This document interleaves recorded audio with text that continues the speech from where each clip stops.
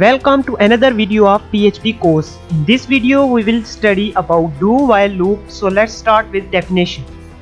The do while loop is a block of code once and then repeats the loop as long as the specified condition is true.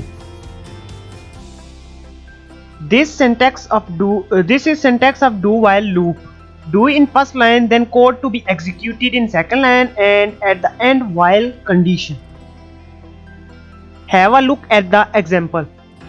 We have variable x to value 1, then do while loop we will write some output and then increment the variable x with 1.